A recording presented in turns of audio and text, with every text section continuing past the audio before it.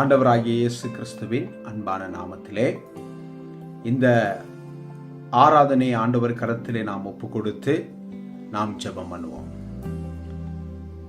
எங்களை அளவுக்கு அதிகமாய் நேசிக்கிற எங்கள் பரிசுத்தமுள்ள பரலோக தெய்வமே, இதோ இந்த அருமையான துதி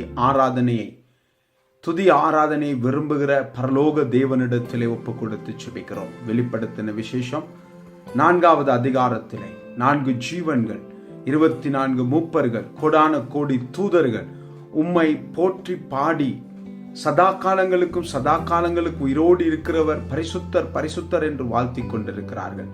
அதே வண்ணமாய் இந்த பூமியிலே உம்மை அறிந்து நீர் தெரிந்து கொண்ட உம்முடைய பிள்ளைகள், உம்முடைய ஜனமும் ஆராதிக்கிறார்கள் ஐயா. பாடி உம்மை கீர்த்தனம் பண்ணுகிறார்கள். உம்முடைய வார்த்தையிலே நிலை கொண்டு உம்முடைய நாமத்தின் மகிமைக்காய் வாழுவதற்காய் ஆண்டவரே நிற்கிறார்கள். ஆகவே இந்த ஆராதனையானது அப்படிப்பட்டவர்கள் கொண்டு வரும் பொழுது அது பரலோக தேவனை மகிமைப்படுத்தவும், கேட்கிற பார்க்கிற ஒவ்வொருவருடைய வாழ்க்கையிலும் பலமான உம்முடைய அபிஷேகம், விடுதலை, தேவனுடைய மகிமையான அதிசயங்களை காணுவதற்கு என் தேவன் உதவி செய்யுங்க. முழுவதுமாய் ஆண்டவரே சுவாமி, இந்த முழு ஆராதனையிலும் உம்முடைய பரலோக பிரசன்னமும் மகிமையும் கடந்து வந்து அவர்களை நடத்துவதாக ஒப்பு கொடுக்கிறோம். நாமத்தை உயர்த்துகிறோம். எல்லாவற்றுக்கும் மேலாய் எம்மேல் அன்பு வைத்த இயேசு கிறிஸ்துவின் வல்லமை உள்ள நாமத்தை ஜெபிக்கிறோம் ஜீவனுள்ள நல்ல பிதாவே, ஆமென். உம்மை விட வேறு யாரிடம் பின்னே செல்வேனையா? நித்திய ஜீவ வார்த்தைகள் உம்மிடமுள்ளதையா. வேதனையோ சோதனையோ இன்பங்களோ துன்பங்களோ, வேதனையோ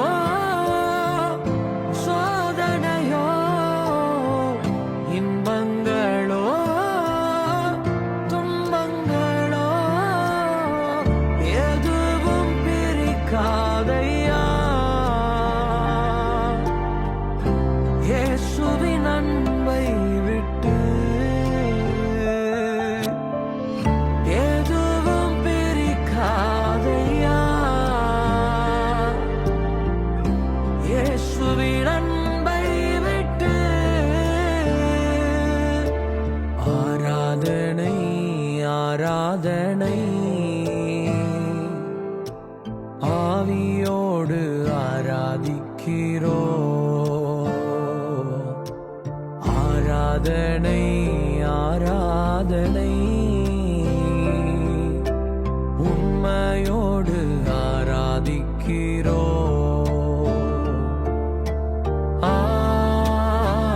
ஆராதனை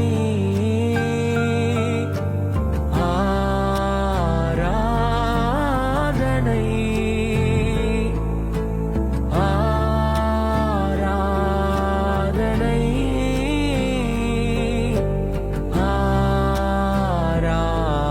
ஆராதனை. ராமுழுதும் பிரயாசப்பட்டே ஒன்றுமாகப்படவில்லை. ராமுழுதும் பிரயாசப்பட்டே ஒன்றுமாகப்படவில்லை. ஆகிலும் உந்தன் வார்த்தையின் படியே, ஆகிலும் உந்தன் வார்த்தையின் படியே மலையை விரிக்கின்றேன். நான் வலையை விரிக்கின்றேன். உமக்காய் ஊழியம் செய்ய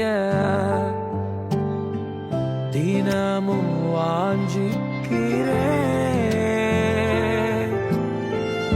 உமக்காய் ஊழியம் செய்ய தினமும் வாஞ்சிக்கிறேன்.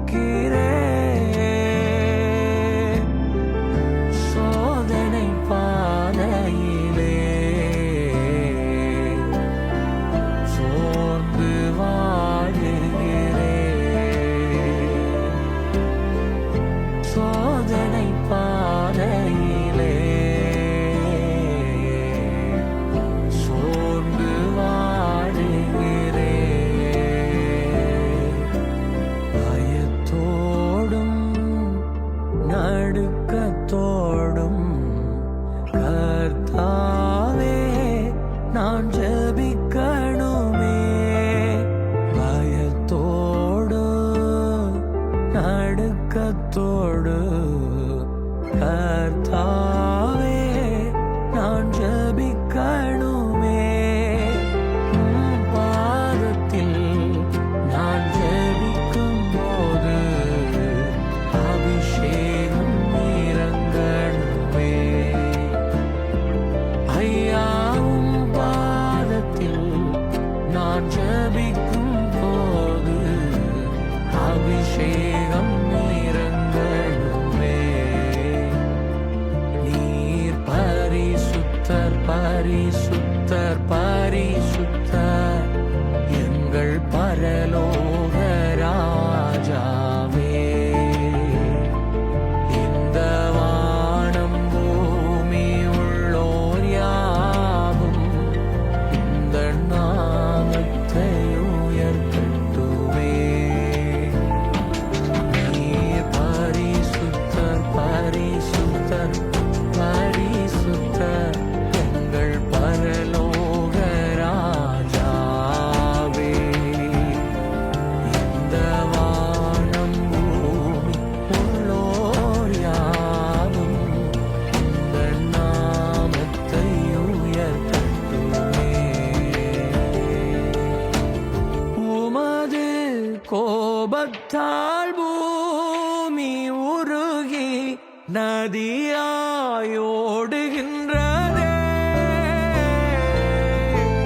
உமது கோபத்தால் காற்றும் கடலும் ஜனங்களை அழிக்கின்றதே. நீர் மாத்திரம் மெய்யான தேவன். இந்த வானமும் சிங்காசனம், இந்த பூமியும் பாதபடி. இந்த வானமும் சிங்காசனம், இந்த பூமியும் பாதபடி.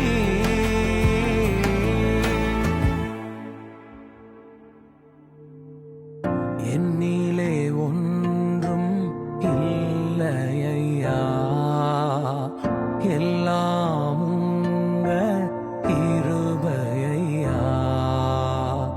என்னிலே ஒன்றும் இல்லையா,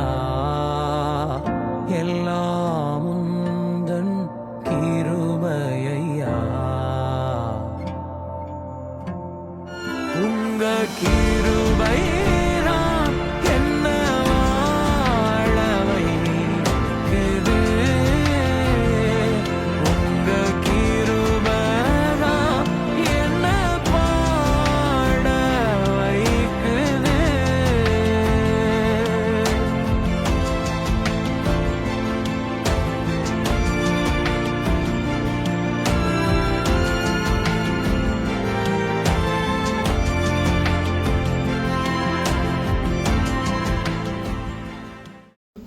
ஒன்று கொரிந்தியர் 15வது அதிகாரம் 35ஆம் வசனம் முதல் 38ஆம் வசனம் வரை மற்றும் 42ஆம் வசனம் தொடக்கம் 50வது வசனம் வரை.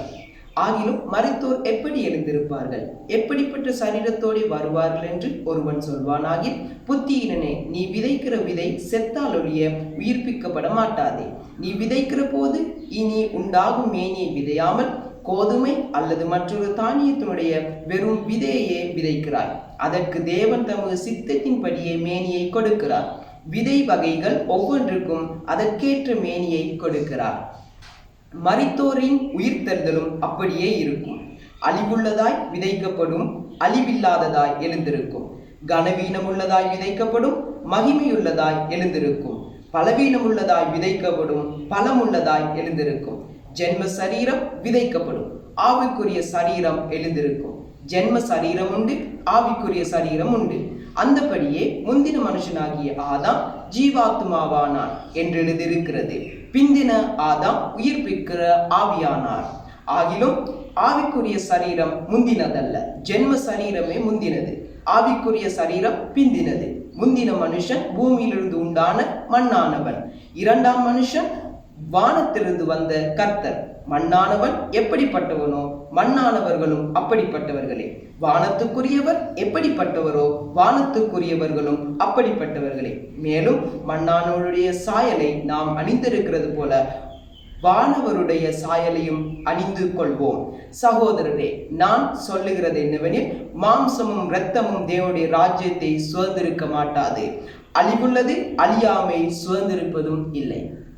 உங்க அழகான முகம் ஏன் உள்ளத்தை அசைக்குது.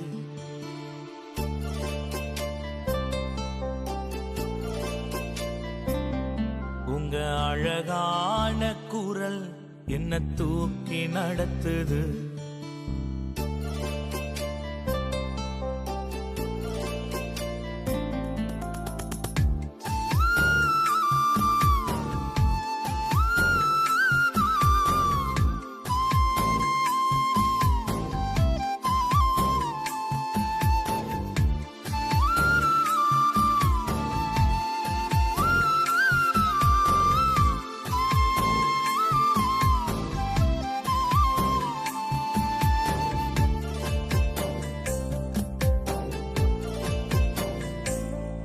உங்க அழகான முகம் ஏன் உள்ளத்தை அசைக்குது.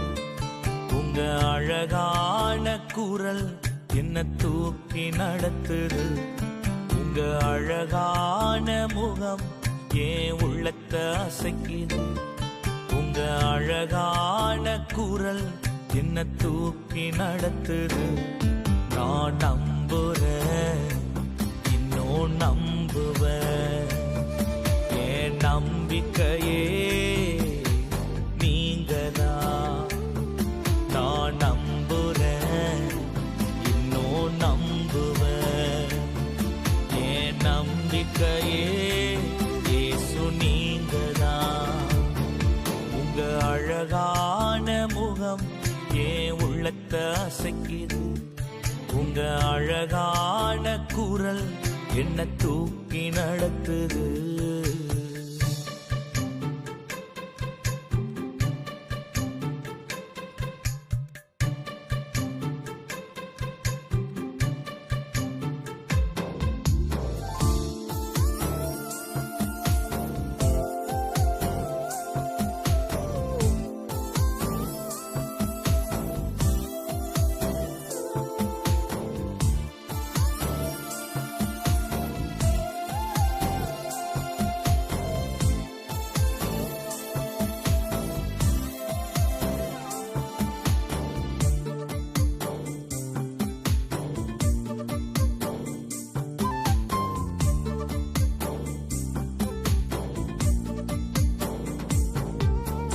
ஆபிரகாம போல நான் நம்புவேன். ஈசாக்க போல நான் நம்புவேன். ஆபிரகாம போல நான் நம்புவேன். ஈசாக்க போல நான் நம்புவேன். ஒண்ணுமே இல்லைய நாளும் நம்புவேன். எல்லாமே இருந்தாலும் நம்புவேன்.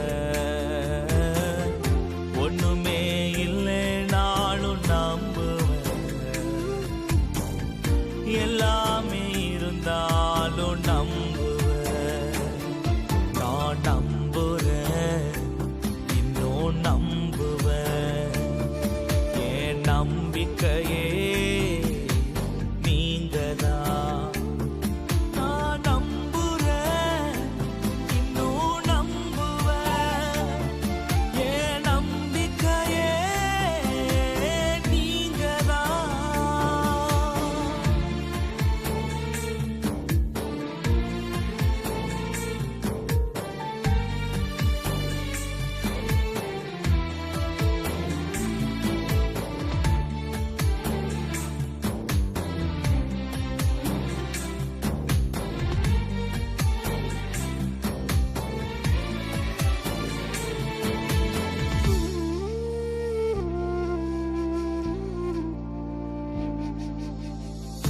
யோசேப்ப போல நான் நம்புவேன், யோபுவ போல நான் நம்புவேன், யோசேப்ப போல நான் நம்புவேன், யோபுவ போல நான் நம்புவேன், அவமானம் வந்தாலும் நம்புவேன், எல்லாமே இழந்தாலும் நம்புவேன், அவமானம் வந்தாலும் நம்புவேன், எல்லாமே இழந்தாலும் நம்புவேன், நான் நம்புறேன், இன்னும் நம்புவேன், என் நம்பிக்கையே நீங்கதான்.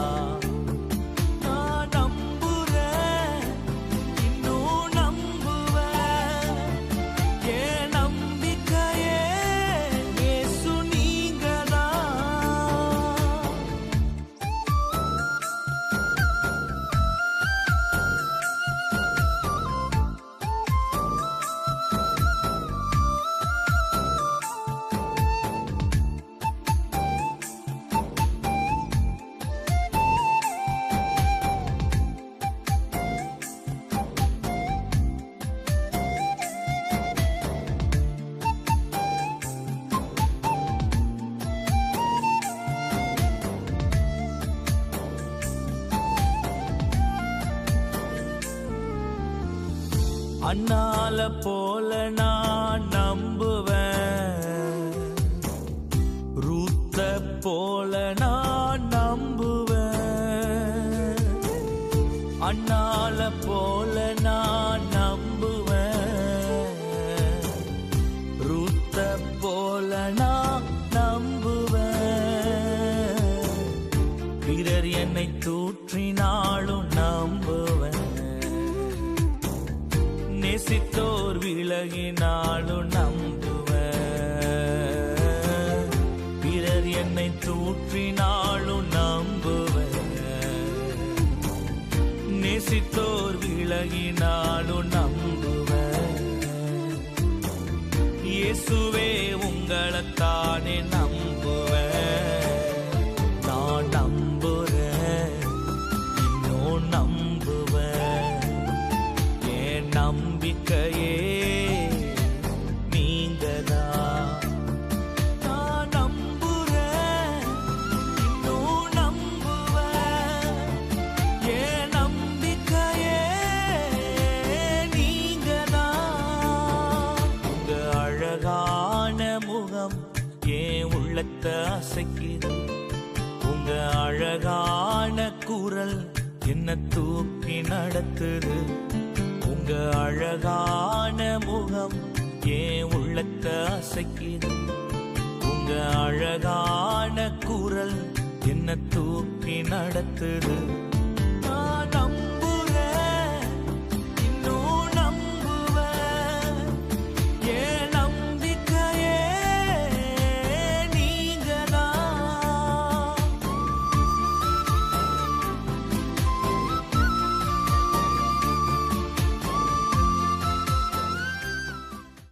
ஆறாம் அதிகாரம் 27 தொடக்கம் 38 வரையிலான வசனங்கள். எனக்கு செவி கொடுக்கிற உங்களுக்கு நான் சொல்லுகிறேன், உங்கள் சத்துருக்களை சிநேகியுங்கள், உங்களை பகைக்கிறவர்களுக்கு நன்மை செய்யுங்கள், உங்களை சபிக்கிறவர்களை ஆசீர்வதியுங்கள், உங்களை நிந்திக்கிறவர்களுக்காக ஜெபம் பண்ணுங்கள், உன்னை ஒரு கன்னத்தில் அறைகிறவனுக்கு மறு கன்னத்தையும் கொடு, உன் அங்கேயே எடுத்துக்கொள்ளுகிறவனுக்கு உன் வஸ்திரத்தையும் எடுத்துக்கொள்ள தடை பண்ணாதே, உன்னிடத்தில் கேட்கிற எவனுக்கும் கொடு, உன்னுடையதை எடுத்துக்கொள்கிறவனிடத்தில் அதை திரும்பவும் கேளாதே. மனுஷர் உங்களுக்கு எப்படி செய்ய வேண்டும் என்று விரும்புகிறீர்களோ அப்படியே நீங்களும் அவருக்கு செய்யுங்கள். உங்களை சிநேகிக்கிறவர்களை நீங்கள் சிநேகித்தால் உங்களுக்கு பலன் என்ன? பாவிகளும் தங்களை சிநேகிக்கிறவர்களை சிநேகிக்கிறார்களே. உங்களுக்கு நன்மை செய்கிறவர்களுக்கோ நீங்கள் நன்மை செய்தால் உங்களுக்கு பலன் என்ன? பாவிகளும் அப்படி செய்கிறார்களே. திரும்ப கொடுப்பார்கள் என்று நம்பி நீங்கள் கடன் கொடுத்தால் உங்களுக்கு பலன் என்ன? திரும்ப தங்களுக்கு கொடுக்கும்படியாக பாவிகளுக்கு கடன் கொடுக்கிறார்களே. உங்கள் சத்துருக்களை சிநேகியுங்கள், நன்மை செய்யுங்கள், கைமாறு கருதாமல் கடன் கொடுங்கள், அப்பொழுது உங்கள் பலன் மிகுதியாய் இருக்கும். உன்னதமானவருக்கு நீங்கள் பிள்ளைகளாய் இருப்பீர்கள். அவர் நன்றி அறியாதவர்களுக்கும் துரோகிகளுக்கும் நன்மை செய்கிறாரே. ஆகையால் உங்கள் பிதா இரக்கமுள்ளவராய் இருக்கிறது போல நீங்களும் இரக்கமுள்ளவராய் இருங்கள். மற்றவர்களை குற்றவாளிகள் என்று தீர்க்காதீர்கள், அப்பொழுது நீங்களும் குற்றவாளிகள் என்று தீர்க்கப்படாதிருப்பீர்கள். மற்றவர்களை ஆக்கணைக்குள்ளாக்கும்படி தீர்க்காதிருங்கள், அப்பொழுது நீங்களும் ஆக்கணைக்குள்ளாகாதபடி தீர்க்கப்படாதிருப்பீர்கள். விடுதலை பண்ணுங்கள், அப்பொழுது நீங்களும் விடுதலை பண்ணப்படுவீர்கள்.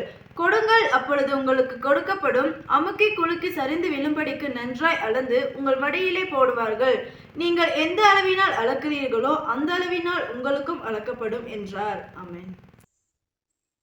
இயேசுவின் நாமத்தில் உங்கள் அனைவரையும் வாழ்த்துகிறேன். எனது பெயர் கெண்டல் கீலர். எனது வீடியோக்களில் நீங்கள் அடிக்கடி பார்க்கும் போதகர் பென் அவர்கள் வாழும் அதே பிராந்தியத்தில்தான் நானும் வாழ்ந்து வருகிறேன்.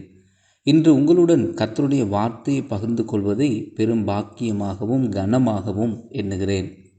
இன்று நாம் பார்க்கும் வேத பகுதியானது லூக்கா 6வது அதிகாரம் 27வது வசனம் தொடங்கி 38வது வசனம் வரைக்குமான வேத பகுதியாகும்.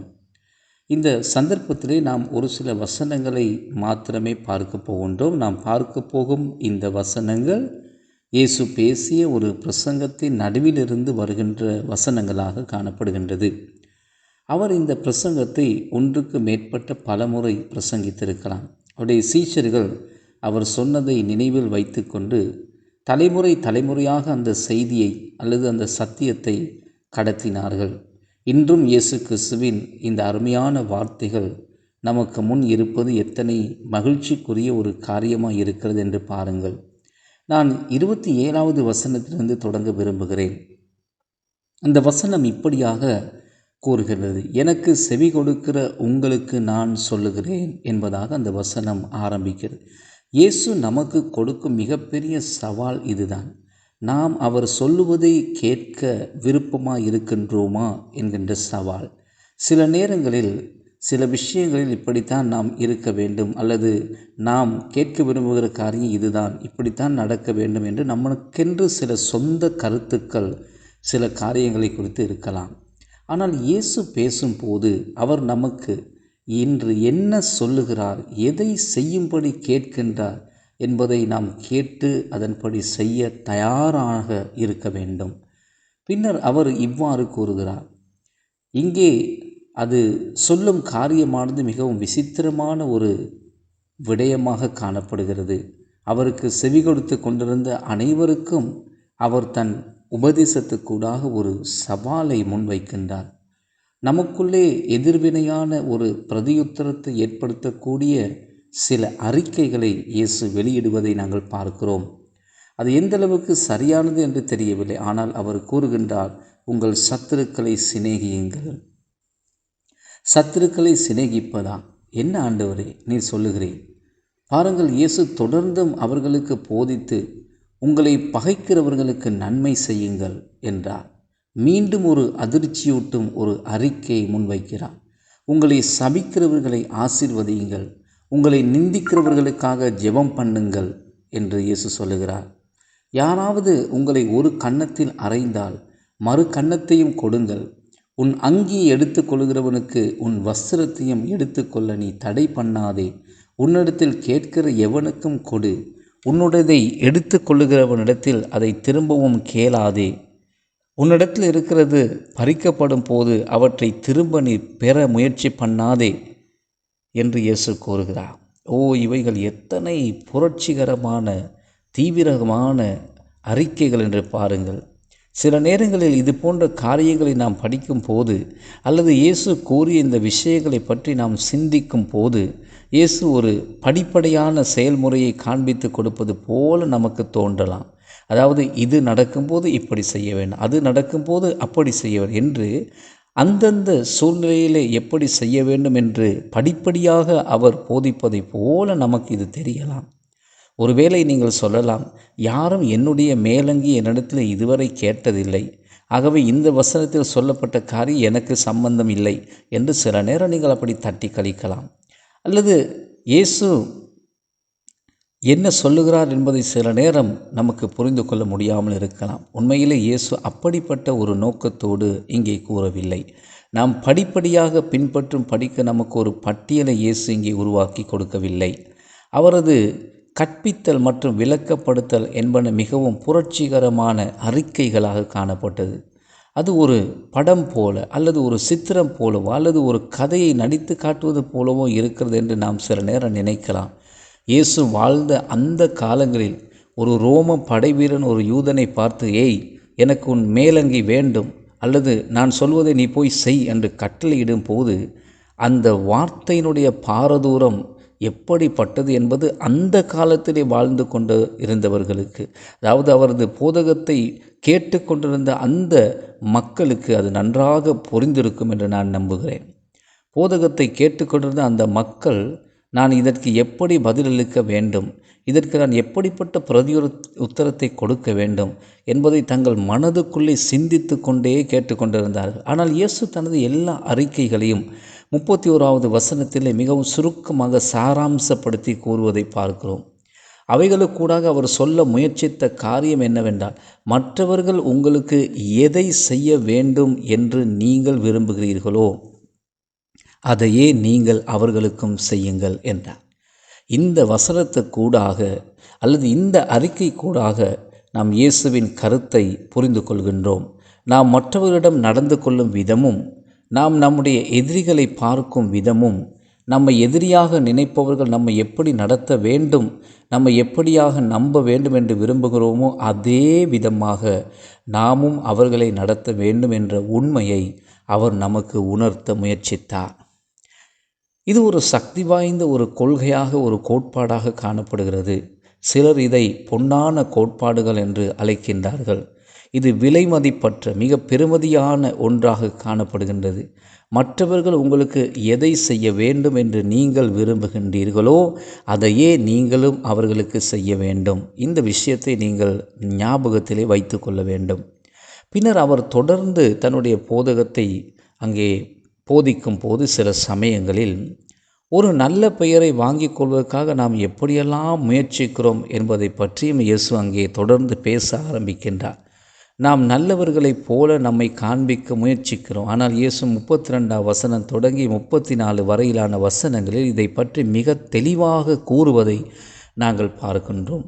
உங்கள் எதிரிகளை நேசிக்கவும், மற்றவர்கள் உங்களை எப்படி நடத்த வேண்டும் என்று நீங்கள் விரும்புகிறீர்களோ அப்படியே நீங்களும் அவர்களை நடத்துங்கள் என்ற ஒரு புரட்சி கலந்த போதனையை இயேசு கூறுவதற்கு காரணம், தேவன் நம்மை பார்ப்பதும் நடத்துவதும் அதே விதத்தில்தான் என்பதை ஞாபகப்படுத்துவதற்காக தான் என்று நான் கூறிக்கொள்ள விரும்புகிறேன்.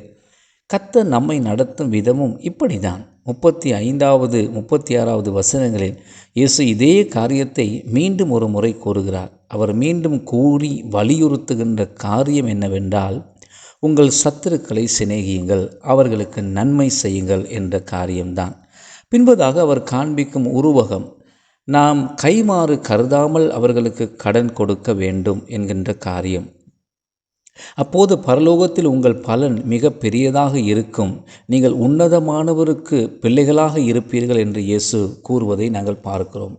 காரணம், அவர் நன்றி உள்ளவர்களுக்கும் துன்மார்க்கருக்கும் கூட நன்மை செய்கிறவராய் இருக்கிறார். நன்றி இல்லாதவர்களுக்கும் துன்மார்க்கருக்கும் கூட அவர் அங்கே நன்மை செய்கிற தேவனாக காணப்படுகிறார். உங்கள் பிதா இரக்கமுள்ளவராக இருப்பது போல நீங்களும் இரக்கமுள்ளவர்களாக இருக்க வேண்டும் என்று இயேசு போதித்தார். மக்கள் உங்களை பார்க்கும் போது, நீங்கள் நடந்து கொள்ளும் விதத்தை பார்க்கும் போது அவர்கள் உங்களை பார்க்கிறார்களா அல்லது பரலோகத்தில் இருக்கும் உங்கள் பிதாவை அவர்களுக்கு முன்பாக நீங்கள் காண்பிக்கிறீர்களா? இப்போது நான் உங்களுடைய பூமிக்குரிய தகப்பனை பற்றி பேசவில்லை. நம் அனைவருக்கும் பூமிக்குரிய தகப்பன்மார் தந்தைமார் இருக்கிறார்கள். இருந்தாலும் ஒருவேளை நாம் அவர்களை அறிந்திருக்கலாம் அல்லது அறியாதிருக்கலாம், அவர்களோடு எங்களுக்கு நல்ல உறவு இருக்கலாம் அல்லது இல்லாதிருக்கலாம்.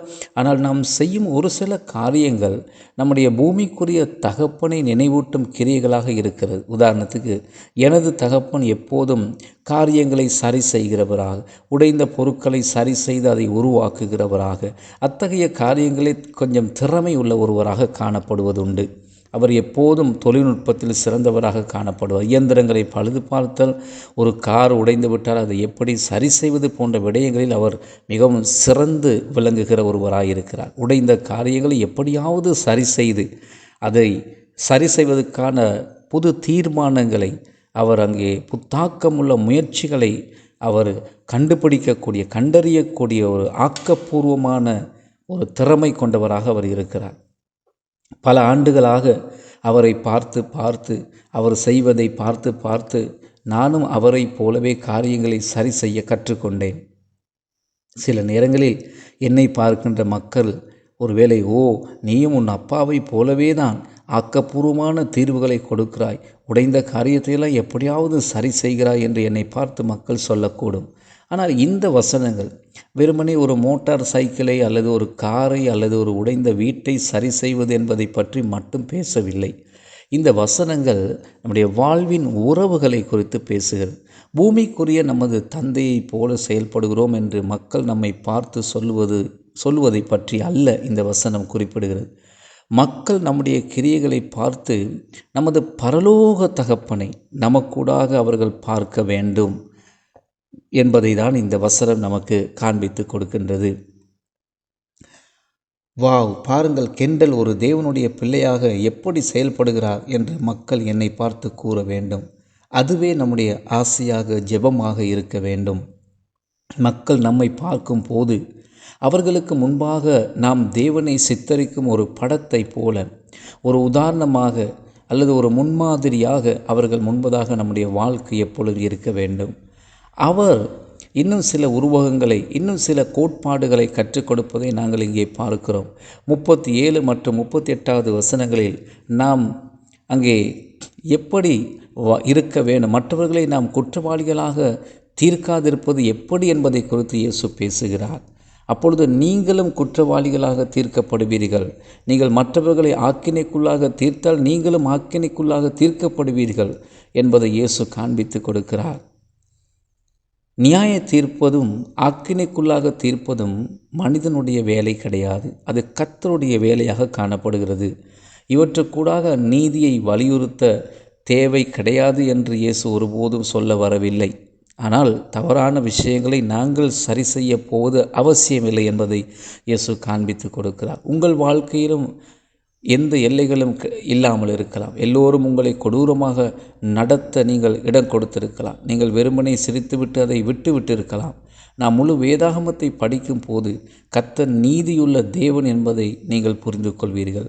கர்த்தர் பாவத்தை வெறுக்கிறார், அவர் தீமையை வெறுக்கிறார், அவர் தவறான செய்கைகளை வெறுக்கிறார். ஆனால் அவர்களை சரி செய்ய முயற்சிப்பது நமது வேலை கிடையாது. இறுதியில் அவர்களது உள்ளங்களை நியாயத்திற்கக்கூடியவர் கர்த்தர் ஒருவரே. அவரே எல்லாரையும் முடிவிலே ஆக்கினைக்குள்ளாக தீர்க்கிறவர். எனவே நாம் மற்றவர்களை மன்னிக்க வேண்டும். அப்போதுதான் நமக்கும் கர்த்தருடைய மன்னிப்பை பெற்று அனுபவிக்க முடியும். அதாவது அவர் நம்மை ஏற்கனவே மன்னித்து விட்டார். ஆகவே மற்றவர்களை நாமும் தாராளமாக மன்னிக்கின்றவர்களாக இருக்க வேண்டும். இறுதியாக 38வது வசனமானது மிகவும் அழகான ஒரு வசனமாக காணப்படுகிறது. நான் இதை வாசித்து சில கருத்துக்களை சொல்லி இந்த செய்தியை முடிக்க விரும்புகிறேன். 38வது வசனம், கொடுங்கள் அப்பொழுது உங்களுக்கு கொடுக்கப்படும், உங்களுக்கு பரிபூர்ணமான வெகுமதி கொடுக்கப்படும். அவர் நம்மை உதார குணமுள்ளவர்களாக இருக்க அழைத்திருக்கின்றார். நாம் மற்றவர்களுடன் நல்ல உறவை கட்டியெழுப்பும் போது இதை பற்றி சிந்திக்க வேண்டும் என்று இயேசு விரும்புகிறார். அவர்களிடம் நாம் உதார குணம் உள்ளவர்களாக, அத்தகைய மனப்பான்மையை கொண்டுள்ளவர்களாக இருக்க வேண்டும். அல்லது நம்மை பாதுகாத்து கொள்ளும் நோக்கத்தோடு நம்மை பற்றி மட்டுமே சிந்தித்து சுயநலமான ஒரு மனப்பான்மை கொண்டவர்களாக நாங்கள் இருக்கின்றோமா என்பதை நாங்கள் சிந்தித்து பார்க்க வேண்டும். நம்மை சுற்றியுள்ள மக்களுக்கு எது சிறந்தது என்பதை பற்றி நாம் சிந்திக்கின்றவர்களாக இருக்க வேண்டும். பின்னர் அவர் இந்த அழகான உருவகத்தை பயன்படுத்தி காரியத்தை கற்றுக் கொடுப்பதை பார்க்கிறோம். நீங்கள் ஒரு உள்ளூர் கடைக்கு சென்று ஒரு கூடை, அங்கே விதைகள் அல்லது தானியங்கள் அல்லது மாவை வாங்குகிறீர்கள் என்று கற்பனை செய்யுங்கள். உங்களிடம் உள்ள அந்த சிறிய கூடையை முழுவதுமாக நிரப்பி அதை அமுக்கி அதை கொலுக்கி பின்னர் அவர்கள் இன்னும் அதிகமாக அதற்குள்ளே போட்டு அப்பொழுது அது நிரம்பி வழிந்து உங்கள் மடியிலே விழும் அளவுக்கு அதிகமாக கொட்டப்படும். அது மிகுந்த ஒரு தாராள மனப்பான்மையை கொண்டிருக்க வேண்டும் என்கின்றதை நமக்கு கற்றுக் கொடுக்கின்றது. விதைகள் அல்லது தானியங்கள் நிறைந்த அந்த கூடைக்கு நீங்கள் முழுமையான பணத்தை கொடுப்பதற்கு முன்பே உங்கள் கூடைகள் நிரப்பப்படும் என்பதை இதை சொல்லுகிறவர் உறுதிப்படுத்துவதை நாங்கள் இந்த உதாரணத்துக்கூடாக பார்க்கின்றோம். எனவே நாம் மற்றவர்களுக்கு உதார குணமுள்ளவர்களாய் இருந்தால் நம்முடைய ஆசீர்வாதத்துக்கு இதுவே சிறந்த ஒரு எடுத்துக்காட்டாக இருக்கிறது. ஆகவே அதை பற்றி சிந்தியுங்கள். நீங்கள் ஒரு விற்பனையாளரிடம் சென்றால் நீங்கள் அவருக்கு விற்கும் பொருளுக்கு தாராளமாக அவர் பணம் கொடுத்து ஒரு நல்ல விலையை கொடுத்து உங்களுக்கு உதவி செய்தால் மீண்டும் பொருளை விற்கும் போது அதே நபரிடத்துக்கு செல்ல விருப்பப்படுவீர்களா இல்லையா? இதை தான் இயேசு கடைசியில் மிக அழகாக கூறுகிறார். நீங்கள் எந்த அளவினால் அளக்கிறீர்களோ அதே அளவினால் உங்களுக்கும் அளக்கப்படும் என்று கூறுகிறார். நீங்கள் மற்றவர்களிடம் எவ்வளவு தாராளமாக இருக்கின்றீர்களோ அந்த அளவுக்கு அவர்களும் உங்களுக்கு தாராளமாக இருக்க விரும்புகிறார்கள் என்பதுதான் இயேசு கற்றுக் கொடுக்கும் பாடமாக இருக்கிறது.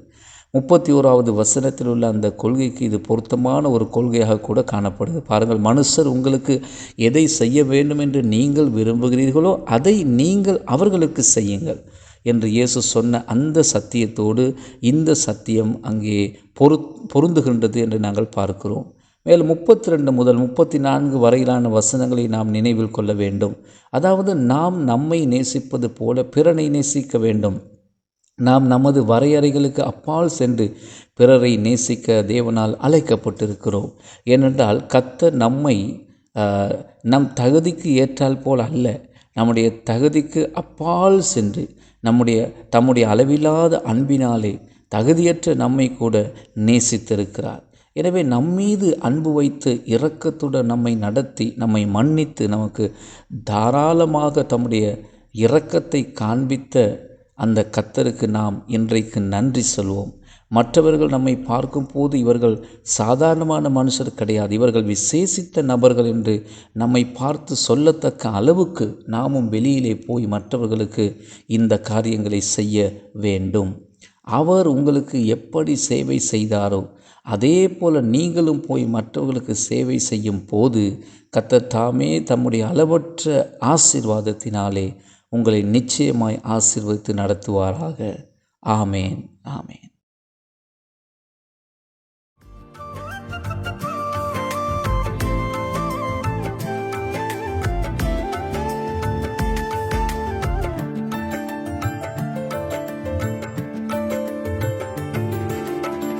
நிபந்தனை இல்லாமல் அன்பு வைத்து அளவே இல்லாமல் என்னை நேசித்து சிலுவையில் எனக்காக மரித்தெழுந்து நாள்தோறும் நடத்துகின்றீர் உடன் இருந்து. சிலுவையில் எனக்காக மரித்தெழுந்து நாள்தோறும் நடத்துகின்றீர் உடன் இருந்து. அன்பொன்றே போதும் ஏசையா, எனக்கு வேறொன்றும் வேண்டாம் ஐயா. அன்பொன்றே போதும் ஏசையா, அதற்கு இணையேதும் இல்லை ஐயா. நித்திய அன்பினால் என்னை நேசிக்கின்ற பேர் மாற்றம் போதும் இசையா. நிரந்தர அன்பினால் என்னை நேசிக்கின்ற நேர் மாற்றம் போதும் இசையா.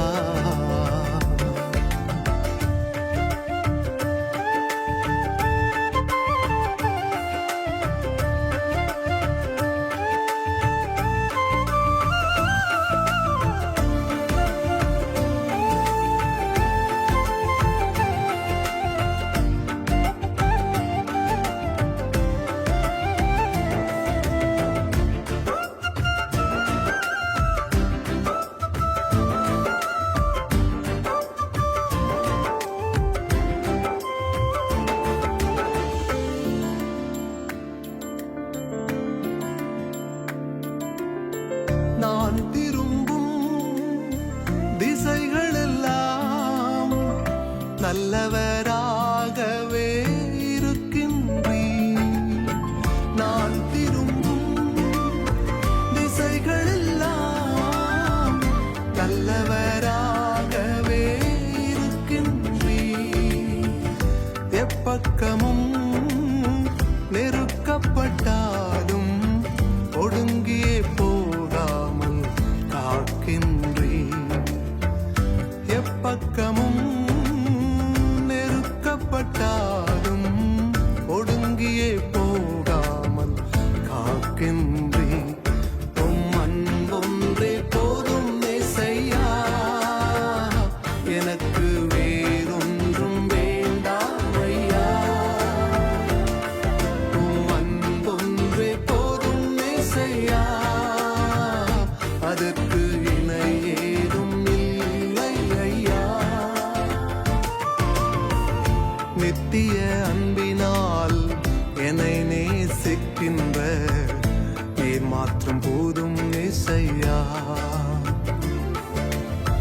நிரந்தர அன்பினால் என்னை நேசிக்கின்ற நீர் மாற்றம் போதும் இயேசையா.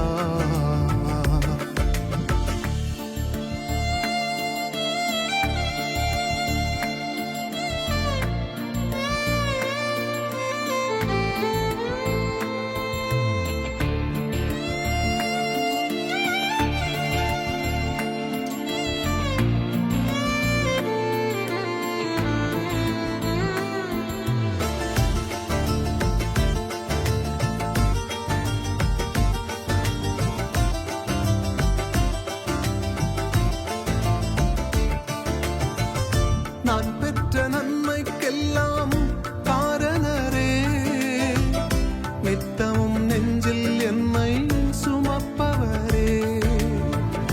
நான் பெற்ற நன்மைக்கெல்லாம் காரணரே, நித்தமும் நெஞ்சில் என்னை சுமப்பவரே. தீங்கொன்றும் எனக்கில்லை உம் சார்பிலே, நன்றி சொல்லி சாய்ந்து கொள்வேன் உம் மார்பிலே. தீங்கொன்றும் எனக்கில்லை உம் சார்பிலே, சாய்ந்திலை பாரிடுவேன் உம் மார்பிலே. நிபந்தனை இல்லாமல் அன்பு வைத்து, அளவே இல்லாமல் என்னை நேசித்து, சிலுவையில் எனக்காக மரித்தெழுந்து நாள்தோறும் நடத்துகின்றீர் உடன் இருந்து. உம் அன்பொன்றே போதும் இயேசையா, எனக்கு வேறொன்றும் வேண்டாம் ஐயா. உம் அன்பொன்றே போதும் இயேசையா, அதற்கு இணை ஏதும் இல்லை ஐயா. நித்திய அன்பினால் என்னை நேசிக்கின்ற நீர் மாற்றம் போதும் இயேசையா. நிரந்தர அன்பினால் என்னை நேசிக்கின்ற நீர் மாற்றம் போதும் இயேசையா. மகா கிருபை நிறைந்த தேவனே, இந்த அருமையான நாளிலும் இதுவரை அப்பா உம்மை பாடி பாடலுக்கூடாக நன்றி சொல்ல கொடுத்த கிருபைக்காக நன்றி. அதே வண்ணம் அப்பா நாங்கள் இதுவரை செவிமடுத்த தேவ செய்திக்காக நன்றி சுவாமி. அந்த தேவ செய்தியை பகிர்ந்து கொண்டவர்களுக்காக நன்றி சொல்லுகிறோம். அப்பா இந்த நாளிலும் நீர் எங்களோடு பேசின ஒவ்வொரு வார்த்தைகளுக்காக நன்றி. ஆமாண்டவரே, அந்த வார்த்தையானது 30, 60, 100 பலன் கொடுக்கத்தக்கதாக இந்த நாளிலே எங்கள் வாழ்க்கையிலே கிரியை செய்ய நீர் எங்களுக்கு கிருபை கட்டளையிடும்படி நாங்கள் ஜெபிக்கின்றோம். ஆமாப்பா, விசேஷமாக அநேகருக்கு சாட்சி உள்ளவர்களாக, அநேகருக்கு எடுத்துக்காட்டும் பிள்ளைகளாக, அநேகரை உம்மண்டை வழிநடத்தும் பிள்ளைகளாக நீர் எங்களை மாற்றும்படியாக நாங்கள் மன்றாடுகிறோம். மது வார்த்தையை நாங்கள் செவிமடுத்து அப்படியே இருந்து விடாதபடி அதை எங்கள் வாழ்க்கையிலே செயல்படுத்தத்தக்கதான கிருபையால் எங்களை நிரப்பும்படியாக நாங்கள் ஜெபிக்கின்றோம். இந்த நாளிலும் ஆண்டவரே அப்பா, இதுவரை நடத்தின தேவன் தொடர்ந்தும் எங்களுடைய எதிர்காலத்தை உங்களுடைய கரத்தில் ஒப்பு கொடுக்கிறோம். செய்தியை கேட்ட வண்ணம் அப்பா, எதிர்காலத்திலே அநேகருக்கு ஆசீர்வாதமாய் இருக்க நீர் கிருபை கட்டளிடுங்க. அதே போல் இந்த வேளையிலும் இந்த பணியிலே ஈடுபட்டிருக்கிற ஒவ்வொருவருக்காக நாங்கள் ஜெபிக்கின்றோம். சுவாமி, ஒரு அருமையான பணி அவர்களுக்கு கொடுத்திருக்கிறீங்க. தொடர்ந்து அவர்களை பலப்படுத்துங்க. அநேகருக்கு உமது வார்த்தை சுவிசேஷமானது கடந்து செல்லத்தக்கதாக நீர் அவர்களை பயன்படுத்துகிற கிருபைக்காக நன்றி. தொடர்ந்து பலப்படுத்துங்க, ஆசீர்வதிங்க. இந்த அருமையான நாளுக்காக நன்றி. தொடர்ந்து மிகுதியான நாட்களையும் கூட கருத்தில் ஒப்பு கொடுக்கிறோம். இயேசுவின் நாமத்தில் ஜெபிக்கின்றோம் நல்ல பிதாவே, ஆமென். அறிவெல்லாம் கடந்த கடவுளின் சமாதானம் உங்கள் மனமெல்லாம் நிறையட்டும். கடவுளையும் அவர் மைந்தன் இயேசு கிறிஸ்துவையும் பற்றிய அறிவிலும் அன்பிலும் அது உங்கள் நிலை கொள்ளச் செய்யட்டும். தந்தை, மைந்தன், புனித ஆவியானவராகிய அனைத்து வல்ல கடவுளின் ஆசி எப்போதும் உங்கள் மீதும் உங்களோடும் நிறைவாய் என்றும் தாங்குவதாக. ஆமென்.